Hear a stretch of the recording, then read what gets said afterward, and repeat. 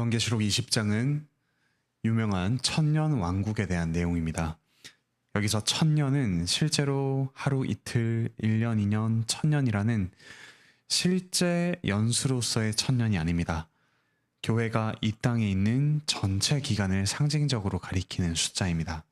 즉 그리스도의 초림과 재림 사이에 이 땅의 교회가 존재하는 전체 기간을 바로 천년이라고 부릅니다. 이 기간은 정해진 기간입니다. 그래서 무한한 영원 이렇게 이야기하지 않고 천년이라고 하죠. 한편 새하늘과 새 땅에서의 다스림은 영원합니다.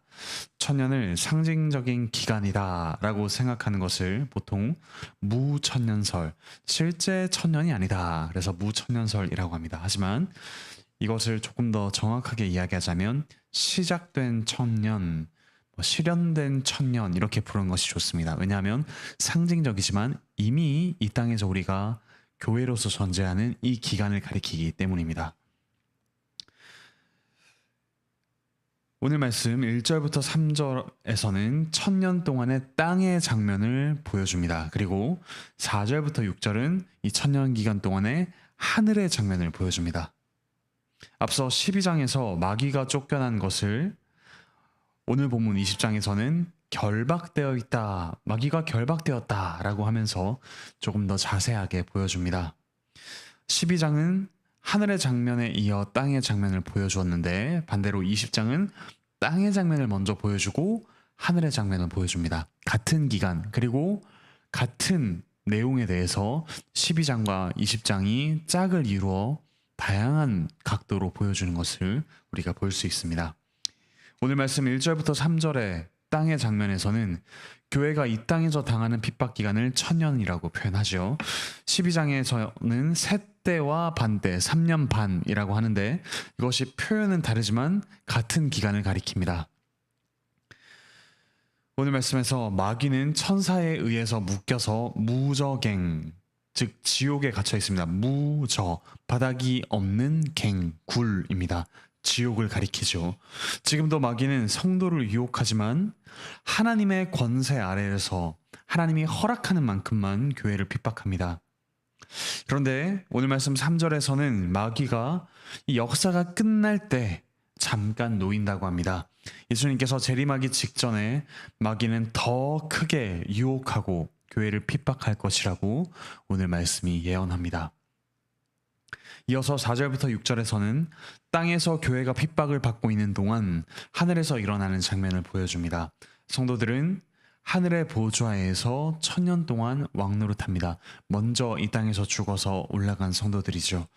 실제 순교한 성도들뿐만 아니라 이 땅에서 크고 작은 고난을 당하는 모든 성도들, 이들 역시 순교한 성도로서 여겨집니다. 그래서 이들 모두 하늘에서 왕노릇합니다. 6절에 보시면 이 첫째 부활에 참여하는 자들은 하나님과 그리스도의 제사장이 되어서 천년 동안 왕노릇을 합니다. 그리스도를 믿고 세례받은 모든 성도는 또한 그리스도와 함께 죽고 부활하여 그리스도처럼 왕노릇하고 그리스도처럼 제사장으로서 섬깁니다. 성도는 새하늘과 새 땅을 기다리면서 하늘에서 왕노릇합니다.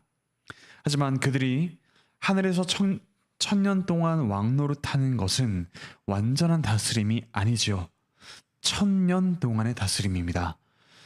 22장 5절에서 그리스도께서 재림하신 후 하늘에서 땅으로 내려온 거룩한 성, 이 새하늘과 새 땅에서 영원히 왕노릇하게 될 것입니다. 그때까지 천년 동안 잠시 왕노릇하게 됩니다. 하늘의 장면은 이 땅의 성도들을 위로하기 위해 보여주신 장면입니다. 이 땅에서 우리 성도들은 여러 가지 실패와 고난을 겪습니다. 하지만 그 가운데서도 그리스도를 섬깁니다. 이런 우리의 삶의 본질은 역경 가운데 있지만 그 본질이란 곧 하늘의 장면이 보여주는 것, 곧 왕노릇하며 제사장으로서 섬기는 존귀한, 이미 승리한 모습임을 우리가 알 수 있습니다. 하늘의 성도들이 이미 왕노릇했고 또한 앞으로도 그리스도의 제사장으로서 왕노릇하게 될 것입니다. 계시록의 말씀은 시작하면서부터 성도들이 고난 가운데서 승리하는 것을 찬양했습니다.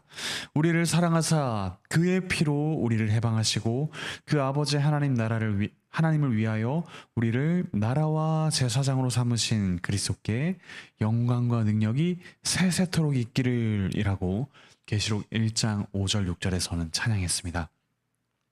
이제 그 찬양이 계속해서 울려 퍼지고 우리의 현실이 됩니다. 베드로 사도 역시 베드로전서 2장 9절에서 이렇게 격려했죠. 우리는 왕 같은 제사장들이다. 하나님을 찬양하는 일로 부름을 받았다.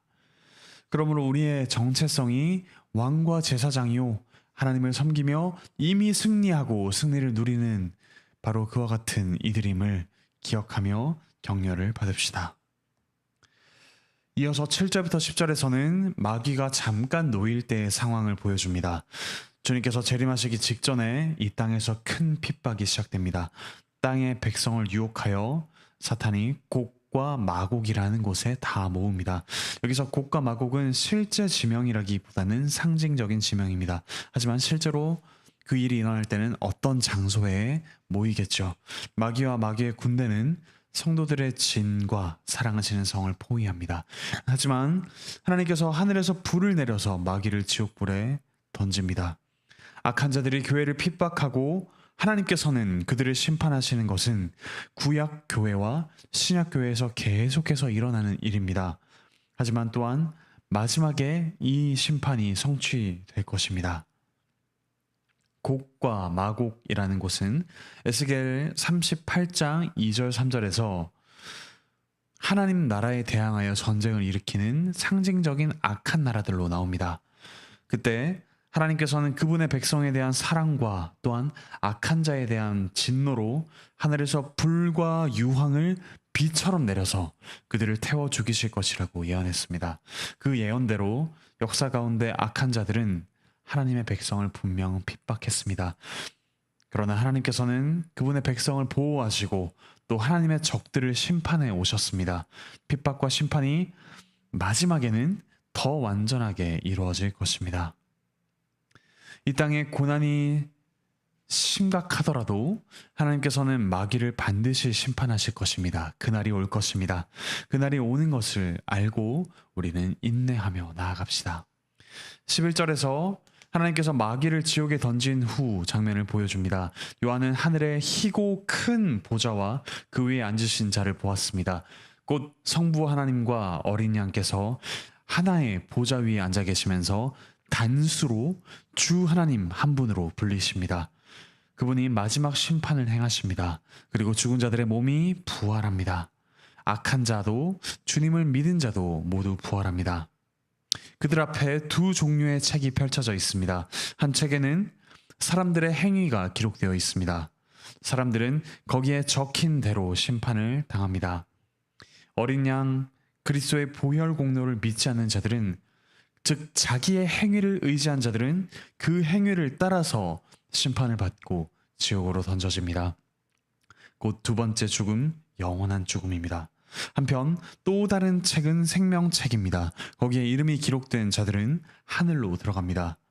물론 이들 역시 이 세상에서 살아갈 때 죄악을 완전히 벗어날 수는 없었습니다. 하지만 예수 그리스도의 복음을 듣고 어린 양 그분의 보혈 공로를 믿고 죄 사함을 받았습니다. 그러므로 그들은 영원한 생명, 둘째 생명으로 나아갑니다. 사랑하는 형제자매 여러분, 이 땅에서 우리는 핍박을 받고 고난을 당하며 또 주님을 믿는다는 이유로, 그리스도인이라는 이유로 이 세상에서 사람들이 누리는 것들을 누리지 못할 때가 있습니다. 또한 때로는 손해를 보아야 할 때가 있습니다. 하지만 이 땅에서의 이 역사는 반드시 끝이 납니다. 이 땅에서 고난받을 때에도 우리의 신분은 왕이요 제사장입니다. 그리고 이 땅에서의 이 모든 고통의 날이 끝날 때가 반드시 옵니다. 사탄은 그 마지막 날에 더욱더 교회를 핍박하고 또한 유혹하겠지만 하나님께서는 반드시 이들을 심판하실 것입니다. 그날이 이루어질 것을 고대하면서 믿음의 눈으로 우리 함께 그날을 소망합시다. 영원한 현실은 이 땅에서 지금 우리가 경험하고 있는 현실이 아닙니다. 영원한 현실은 눈물과 아픔과 고통이 없는 하나님과 함께 왕노릇할 그 현실입니다. 그러므로 이 땅에서 사라질 것에 우리의 영혼을 걸지 맙시다. 영원한 참된 기쁜 그 현실에 우리 영혼을 걸며 오늘 하루를 그 현실에 잇대어 살아가기를 바라고 축복합니다. 기도합시다. 하늘에 계신 우리 아버지 하나님 참으로 감사드립니다. 이 땅에서 하나님을 믿고 살아가는 저희에게 큰 기쁨이 있지만 동시에 큰 고통과 핍박과 환난이 있음 역시 분명한 실제입니다. 그러나 저희에게 이 땅에서 그렇게 힘들게 살아가는 우리가 왕적 제사장임을 하나님께서 다시금 말씀을 통해 알려주시니 감사드립니다. 또한 사탄 마귀가 저희를 핍박하고 유혹하는 이 정도가 심해지는 것이 곧 그리스도께서 다시 오시는 때가 가까워 왔음을 보여주는 그 또 하나의 사실임을 알려주시니 감사드립니다.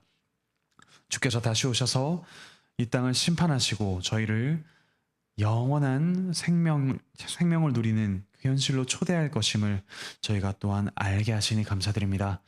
그 확신 가운데, 그 소망 가운데 이 땅에서 인내하며 기쁨으로 살아갈 수 있도록 주께서 은혜 내려 주시옵소서. 가정과 직장과 학교에서 믿음의 씨름을 하기를 멈추지 않게 하여 주시옵소서. 몸과 마음의 아픔이 있는 이들 주께서 속히 회복시켜 주시옵소서. 감사드리며 예수 그리스도의 이름으로 기도합니다. 아멘.